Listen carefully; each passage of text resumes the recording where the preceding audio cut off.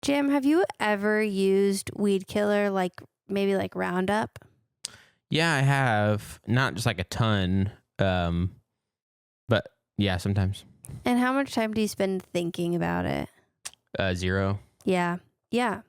Me too, until recently.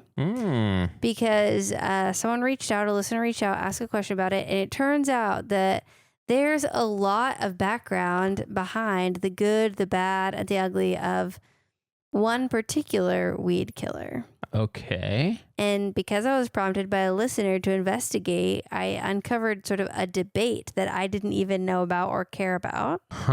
That's going on around this one type of herbicide. Okay. And I can see how it has helped a lot of people, but I also can see how it has hurt a lot of people. Interesting. And a lot of other creatures on Earth. Okay. So I think it's really important to talk about when we have these gray areas of chemistry. And so I think that today is going to be one of those episodes where we get into the nitty-gritty behind a chemistry concept. Got it. Okay. Are you ready to dive in? I'm ready. Let's do it. Okay.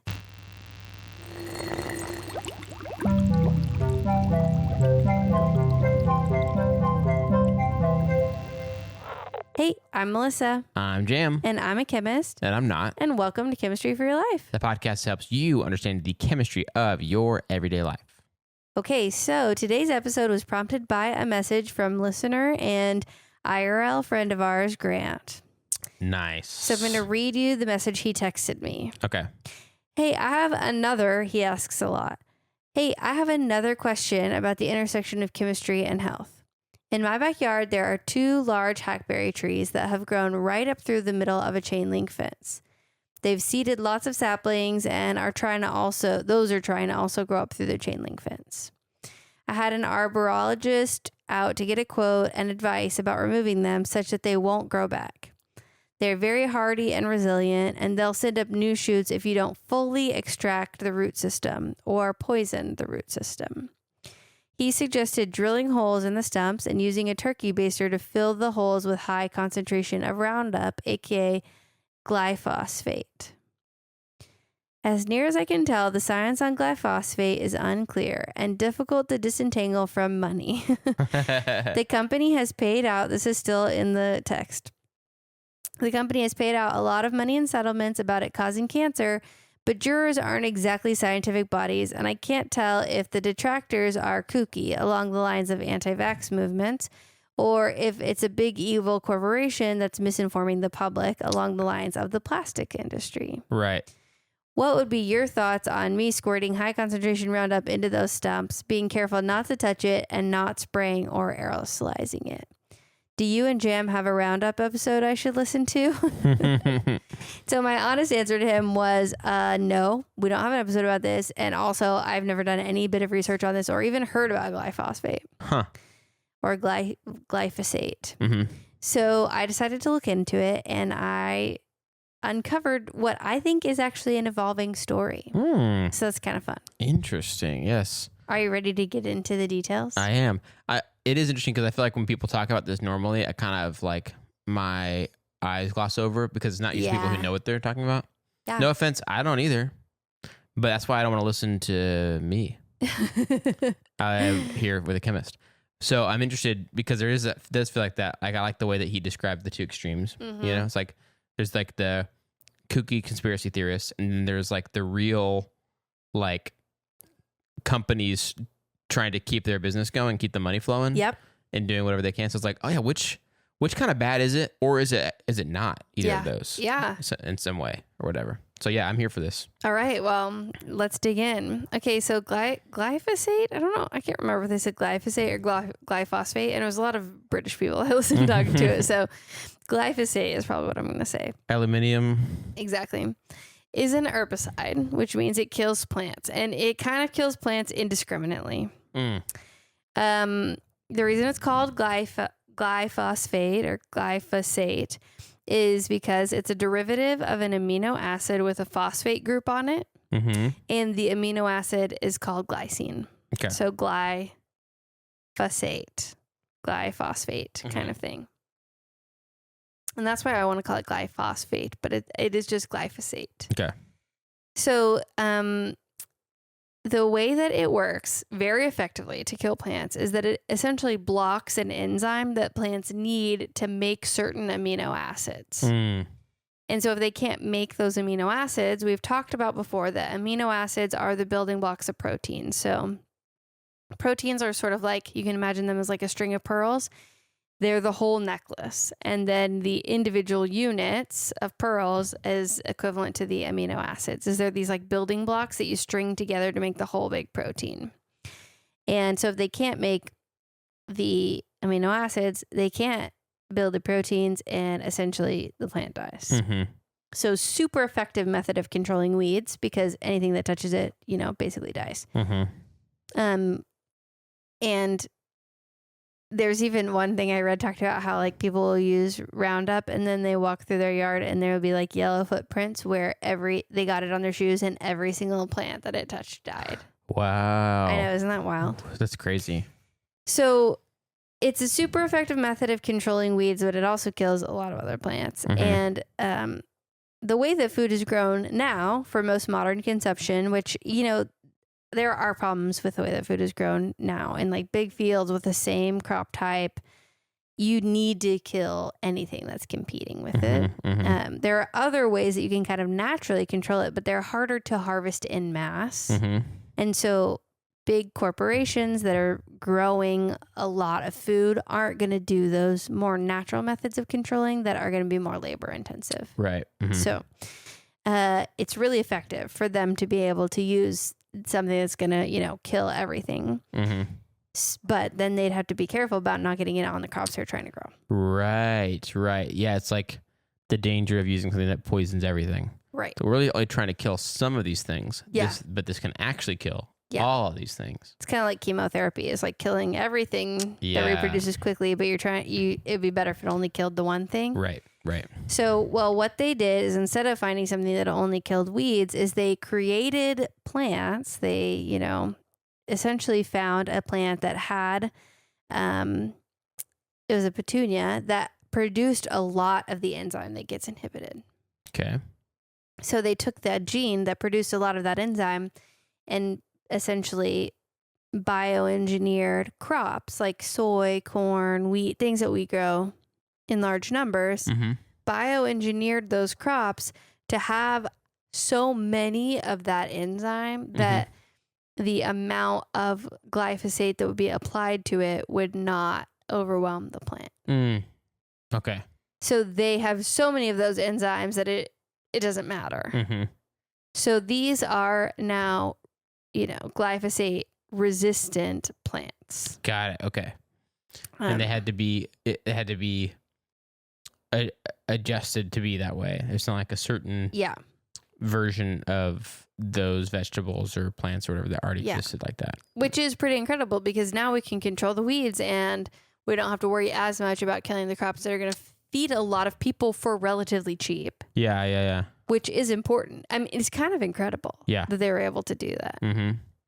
So, and that is the good thing I would say about something like a glyphosate is it facilitates cheaper, easier food to be made to get to people in a world where there are people who don't have enough food. So there's some benefit to that. Okay. Obviously, we want people to be able to eat. There are a lot of problems with the way food is produced and our whole structure, I think, of food in the world right now, that there are so many food insecure people when we have enough food in the world. Right. But if we didn't have ways of producing a lot of crops, a lot of people in the systems that we've built now, even more than we have, would be struggling. So I can see the benefit there. And just from like an objective science perspective, that like invention is incredible. That you're like, here's the thing that kills every plant, and now I'm going to make a plant that it doesn't kill. It's like, I'm mad about it because it feels like messing with nature, but like it's very ingenious, It's like good ingenuity. Yes, totally. So that's the good things that it's done, is it's essentially made it easier for us to produce a lot of crops, which can be good, despite the fact that I don't agree with the way a lot of crops are grown right now. So now let's talk about some of the criticisms of glyphosate. Okay. So one is kind of exactly the opposite of what I just said, is I think it's dangerous to mess with nature. Mm-hmm. And there's always going to be drawbacks. And, nature finds a way. Jurassic Park said it, and we saw how that turned out. Right. And in this case, the thing that's happening, and we should not be surprised that this is happening with the very widespread worldwide use of glyphosate that is being used to grow crops all around the world, mm-hmm. is, of course, now glyphosate resistance weeds are emerging. Of course. Yeah, because one or two would have had a gene anomaly that allowed them to withstand it. It's probably similar to the petunia plant. Mm-hmm. And now it's like the antibiotics problem we have with, bacteria that's resistant to it. Dang. Yeah. It's dangerous to mess with things like that. Mm-hmm. And it's dangerous, I think, for things to become that ubiquitous. It's like every major farmer all over the world pretty much uses this from what I've seen so far. Right. The second big thing is humans. So humans do not have this pathway. They don't have this enzyme that gets blocked. Okay. And so initial research is like, exposure to glyphosate, one time, large amounts, small amounts, it didn't matter. There was no impact on humans because we don't have that pathway. Mm-hmm. Well, now that we have people who have had chronic, long-term, low-dose exposure, especially farmers, we are starting to see that there are perhaps other impacts to humans besides just not going through that pathway. And the biggest reason actually that we've seen is glyphosate itself is fine, but glyphosate itself is not actually water soluble. So it doesn't have the right functional groups to be able to interact with water with the same intermolecular forces that it wants. Okay. So a way to make something water soluble really quickly is to do a quick chemistry reaction. You either add acid or base to it. And so it basically becomes charged. It can either become glyphosate plus or glyphosate minus. Okay. And you can combine it with basically something that turns it into the salt form of that. It's like how sodium plus is with chlorine minus. You could do something like that with glyphosate, where it's like, we're going to make glyphosate plus and put it with something like some minus ion, and they'll counteract each other. And that will make it easier for plants to absorb. Okay. And if you don't understand the chemistry behind that, that's fine. Basically, just know that glyphosate, if it's just completely neutral, doesn't really seem to have a lot of impacts on humans. Okay. But if we want glyphosate to go into water, we have to tweak it. And once we tweak it, those formulations, which are glyphosate-based formulations, those do seem to have an impact on humans. Okay. Especially in low-dose, long-term exposure. Got it. And so I'm just going to read a quote to you from a paper, and I'll sort of take pauses throughout and try to kind of tell you what I think it means, but I think it is more impactful to read it from here. Okay. We found that glyphosate alone does not induce significant cytotoxicity and genotoxicity. So pause. That is cytotoxicity and genotoxicity is essentially damage to the cells. Okay. Okay. Back in. Over the tested concentration range. Contrarily, glyphosate-based formulations induced statistically significant cell death.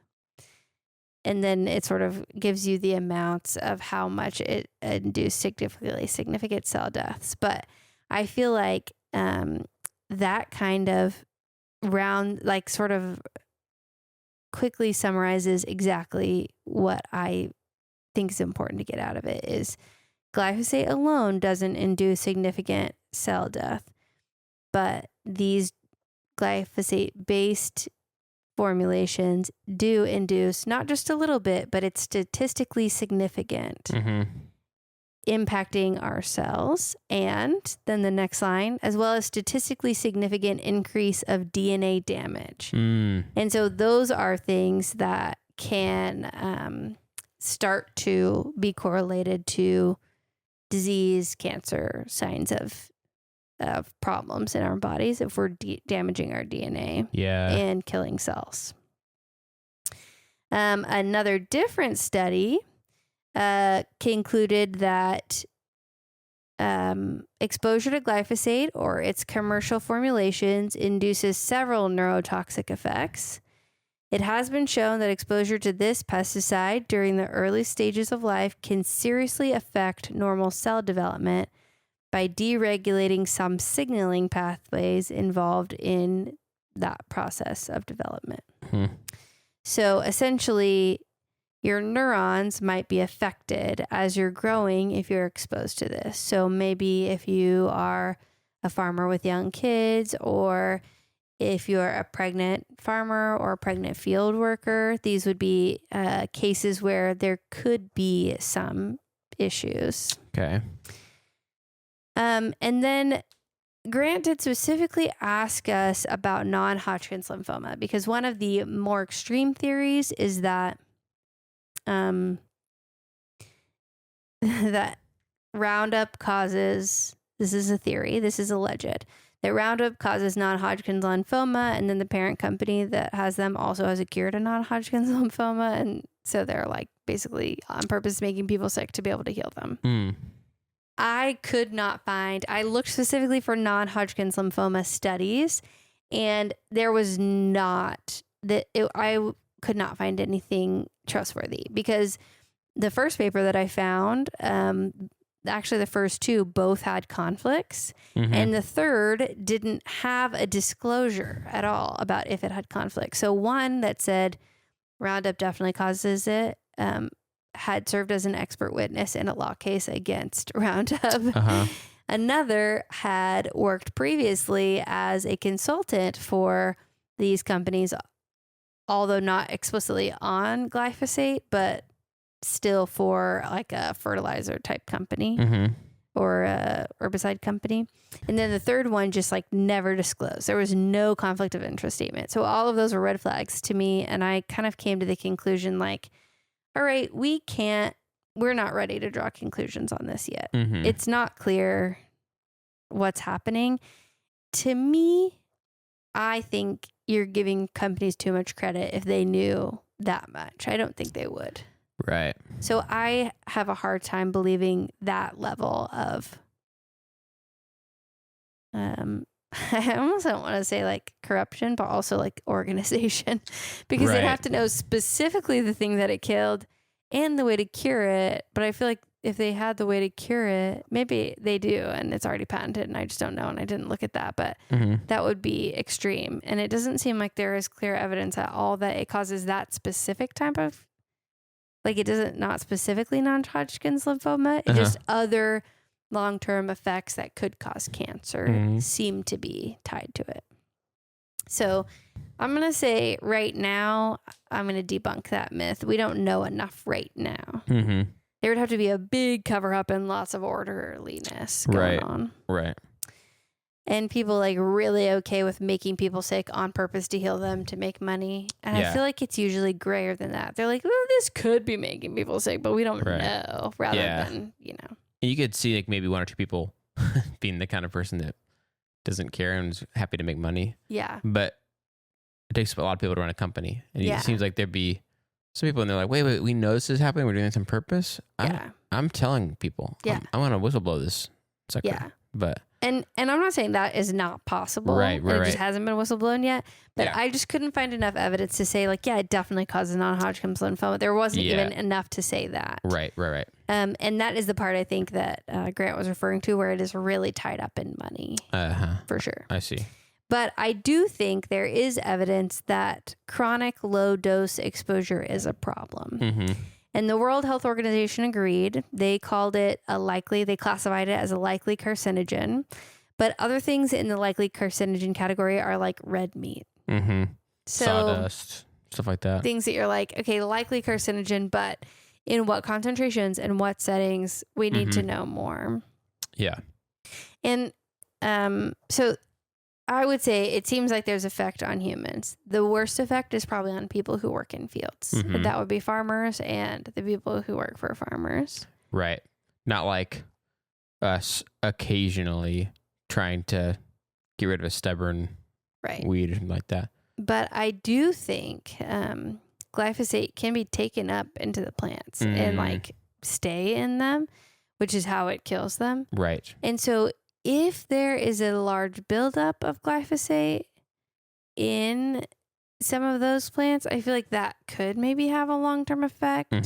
But there wasn't really evidence for that yet. Right. I think that's something that's like, oh, this is going to be the thing that we start to look into over time. Now that we know that there's question marks, kind of the like triage the situation. Let's look at the people who are working with this every day for their job, and then like on down the food chain. Then how's that affecting people? Yeah. And then a third area that is a big drawback is that it is having environmental effects. Now, they're not as immediately catastrophic as like when, what's the stuff that wasn't DEET, but that was causing DDT? They sound so similar. DEET really has a PR problem with being so similar to DDT. Yeah. Where it was like immediately causing, eggs to be fragile and stuff. It's not quite that level of impact. You're right. But for example, there's a bee researcher who found that, glyphosate exposure doesn't actually impact like bees. A big thing that they do to regulate their colony is the temperature of the colony. And bees that have been exposed to glyphosate or not exposed to glyphosate can keep their colonies kind of like at the same temperature regulation until there are stressors put on the colony. So if you mimic situations of drought or food shortages, the temperature that the non-glyphosate bees and the glyphosate bees were able to maintain was different. And so the non-glyphosate bees were basically more resilient. And the glyphosate bees were more susceptible to negative impacts when creating real world situations like drought or other food shortages. And so the overall temperature of the hive, what did they call it? There's a nice name for it, not just a hive temperature. I lost it. Oh, well. Maybe it was the temperature of the hive. But when they essentially went through these shortages, these aren't lethal effects where it's like, oh, suddenly all of them died when there are shortages. But it's like they're not able to grow. They're not able to reproduce. They're not able to thrive at the same level that non-exposed bees were. And so maybe that is, if it's non-lethal, okay. But just because it's a non-lethal effect doesn't mean, bees are a species which are not in a good position right now. Right. So even non-lethal negative effects should be considered. So my take on it is that overall, with those three big drawbacks that I could find, is the glyphosate resistant weeds coming, the effects on humans, and the environmental effects, is I think glyphosate was initially approved by regulatory bodies based on good evidence that it wasn't having much effect. But now that we're looking deeper and it's so ubiquitous, I mean, some of the articles I read essentially alluded to the fact that like every single person who produces food is going to be affected, like on a commercial scale. And how did we let it get to this level? But if it fails, then so do a lot of those farms. Right. And so what does that mean? So, but based on the ubiquity of it, I think people started to look more in depth, and now we have new evidence, and we always, as good scientists, have to take this new evidence and change our behavior based on the best evidence that we have at the time. So I do think that now is a time where regulatory bodies really should start to reconsider and be prepared for a phase out. Yeah. Because I think that could happen. But it's hard for me to unilaterally be like, and that's a great thing, because it is so relied upon for food to get to the whole world. Right. And so what do we do with that? Right. Yeah. Yeah, I guess it's like the phase out would have to be like people really testing something else that's safer and finding out the methods for swapping it out really well so that we don't totally cause some food insecurity for a lot of people. And what would those methods be that are safer? Would we know? Or would it be sort of like BPA free? Yeah. You know? Which that's what's tough too is like there's a W problem. Yeah. But it does seem like there's a worthwhile, like, well, let's change it until new evidence is there, you know? Yeah. Mm-hmm. Because at least we do know this one's bad. But I don't know. It's hard. Wow. It's like, could we accidentally harm a lot of people? Cause a lot of famine? Could it be worse? Or Yeah. So it is hard to know. And I do think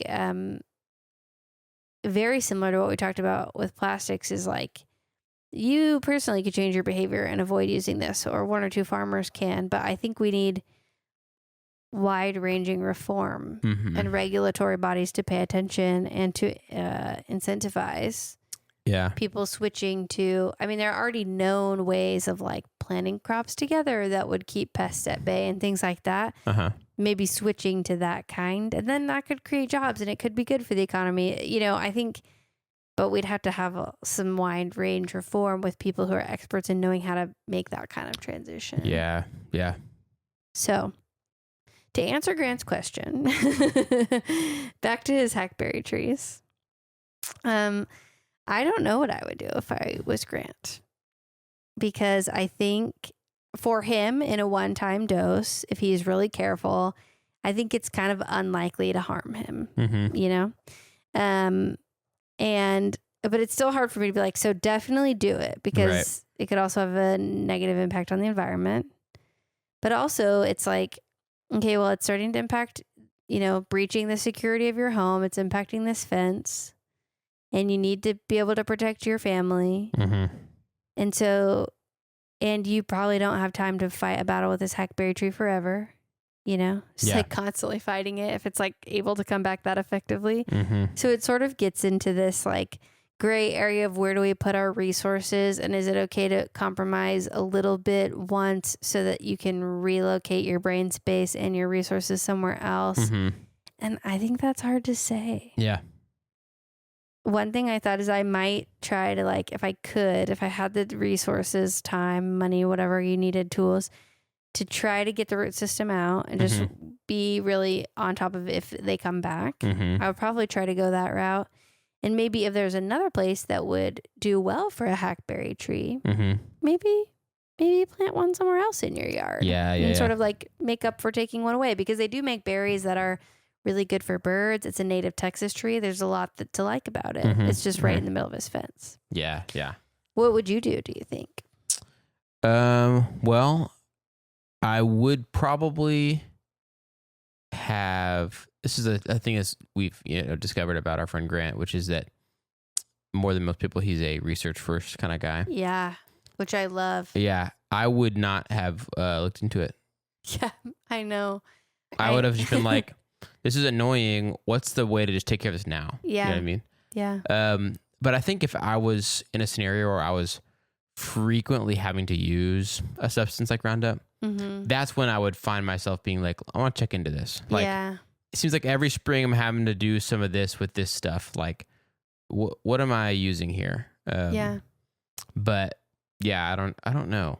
Like when I was having to reset my front yard, I felt like this is a one-time thing I'm doing here. Yeah. And I need to have everything gone.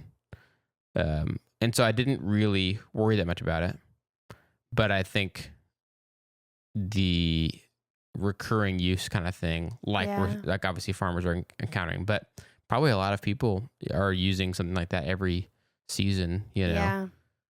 So that seems like an area where I would look for an alternative, but yeah. Or maybe if I were him, I would have just like left it alone, let it be.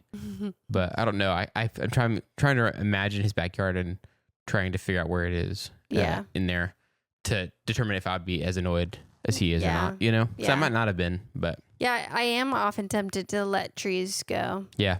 But I do understand, like, because his backyard kind of backs up to a big open field with like a disc golf course and a park. Yeah. it's like, okay, I can't just have people get in my fence all the time, right. or dogs, like, because if it's like lifting it up, right. So That's I true. could see like, okay, the security of my home, my family is starting to feel on the line. Yeah, being more worried about that. Yeah, in that case too, I might not mind like cutting it down and then like every spring going and like cutting the things that have grown, you know. Yeah. But it would take a while for it to come up enough. Yeah. To mess with the fence again, you know. That's probably what I would do. I think you probably have a good amount of time between. Yeah.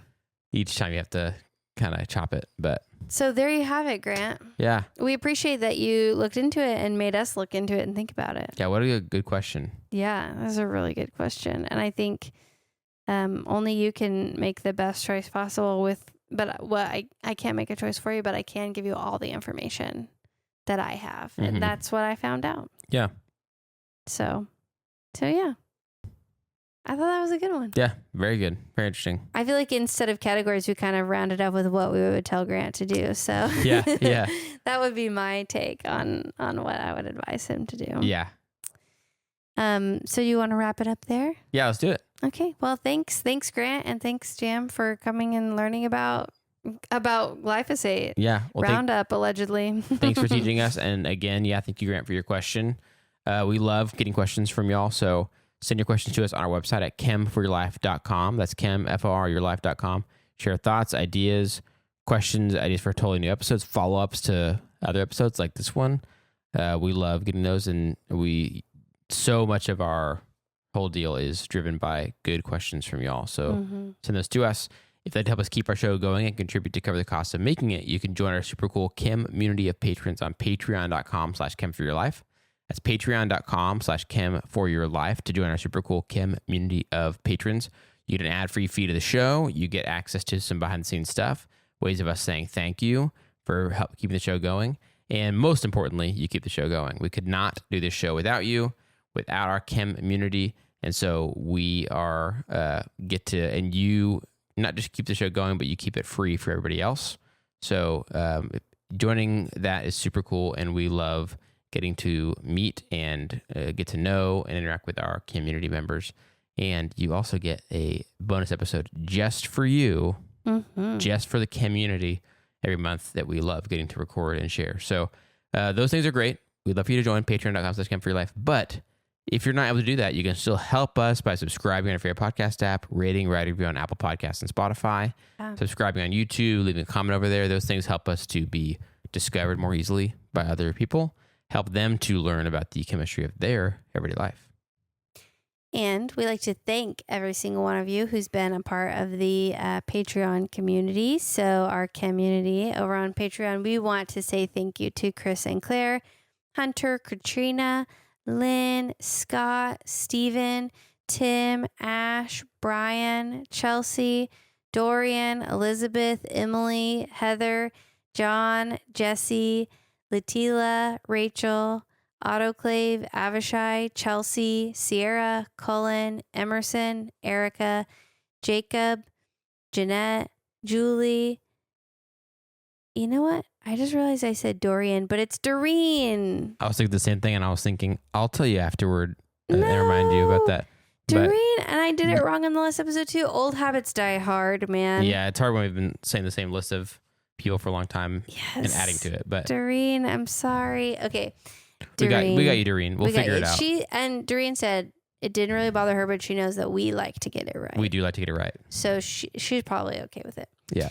Julie, Christina, Sarah, Suzanne, Venus, and Vince. Thank you all so much for being a part of our community. And thank you in advance, Doreen, for being generous about your name. And I guess I'll just wrap it up by saying this episode of Chemistry for Your Life was created by me, Melissa Collini, and him, Jam Robinson. Jam Robinson is our audio engineer, and he makes all this amazing sound happen. And if you'd like to learn more about today's episode, you can check out our show notes. Yes, and the references are in the show notes and in the description of the video on YouTube. Yay, chemistry. Yay, chemistry.